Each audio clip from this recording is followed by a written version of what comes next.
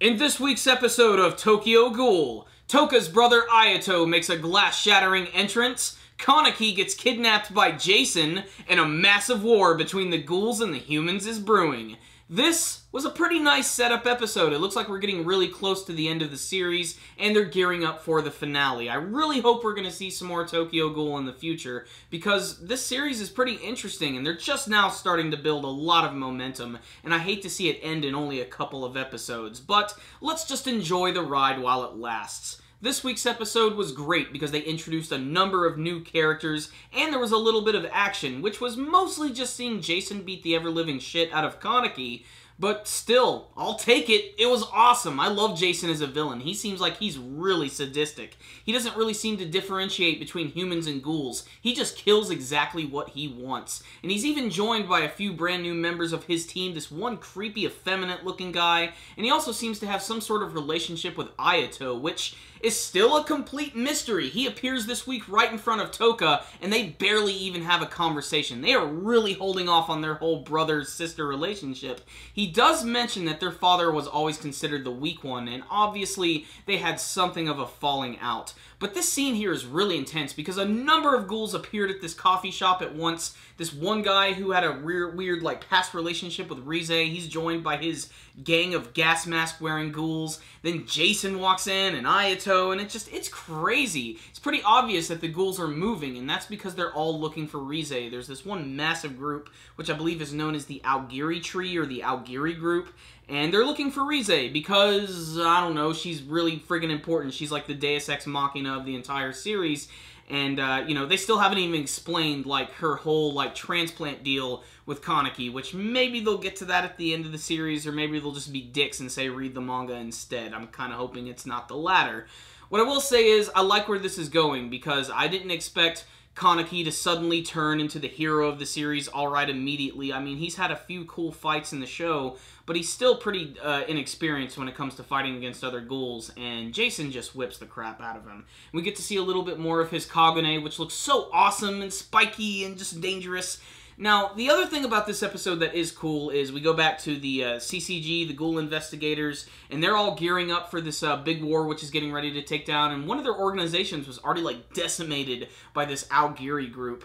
But at the very end of the episode, they hint at this brand new character, and they finally show him towards the end, which is this guy by the name of Suzuya, or Suzuha, I can't really pronounce it that well. But at first I thought this character was a ghoul, but only because of how creepy he looked. He has these, like, tattoos or stitches all over his body which are red, and he also has just a very strange and quirky personality, which doesn't seem like it fits anywhere within the group of CCG. Then again, he's kind of like a little crazier version of Mado, so I guess that works. Towards the end of the episode, everybody at Onteku decides that they're actually going to go and try and save Kaneki, so now we got this, like, three-way war going between the CCG, the Onteku group, and the Aogiri ghouls. So, obviously, the finale looks like it's going to get really intense, and hopefully we'll get to see a little bit more from Ayato and Jason.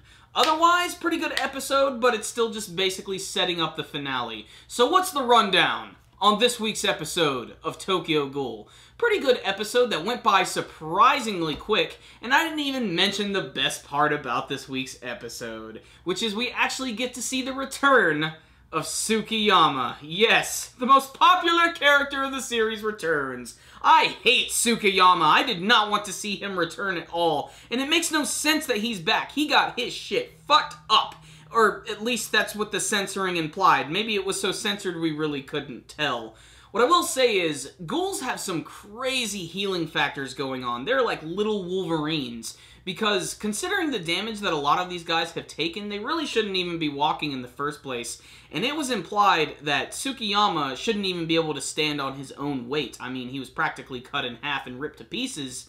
But again, censorship. I can't really tell what happened. Maybe he was able to just sleep that shit off and take some Tylenol. All I know is the fact that he's back is pretty interesting because he's like the Orochimaru of the series. There are times when he can be trusted, but he probably has some sort of ulterior motive and plan for Kaneki. He probably only wants to help them out so that he can capture Kaneki again and eat him. A la Orochimaru and Sasuke. I don't know. I'm not really sure where that's going, but hopefully he will end up being useful in this big final battle of the series, and hopefully we'll get a lot of really cool action. But again, it's mostly bittersweet, the fact that this is actually coming to a close very soon, because I just want to see a lot more from this show, because it's got some pretty good production value, it's got a lot of creepy imagery, and it's the perfect type of show that's made for, like, Halloween season, and that's why I kind of wanted it to continue as well. But can't always get what you want. What I will say is, this episode was pretty cool. There was a lot of badassery from Jason. You really got to see how sadistic he was in this episode, and how powerful he was. He was just dominating everybody. And considering that Ayato was only introduced in last week's episode, and they made it seem like he was going to be like a really important end-all, be-all type of character, the minute that Jason walked in, you could tell that Ayato was freaked out by seeing him. So I would definitely say that Yamori or Jason's probably going to end up being like the main villain of this series, or at least of this arc.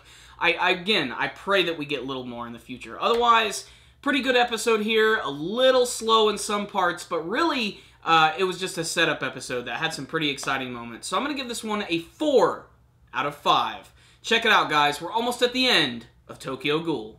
Thank you guys for watching my review today. Before you leave, make sure and hit that like button so you can give this video a thumbs up. And before you leave, tell me what you thought about this week's episode of Tokyo Ghoul. Did you like it? Did you not like it? What do you think's going to happen in the finale of the series? And do you want to see more Tokyo Ghoul anime in the future? And make sure to subscribe to our channel if you have not already. And make sure to also follow us on Facebook and on Twitter. I'll put links for all that stuff in the description box below. Do you like Amazon.com? I know I do. Corey and I now have an Amazon link in our video description box below. And if you go to it and buy anything through Amazon.com, it will support our channel. So bookmark that link, make it happen, and support our channel without having to do a damn thing. Another great way you guys can help support our channel is by donating directly through our PayPal link in the description box below. We recommend $2 a month, although this is completely optional.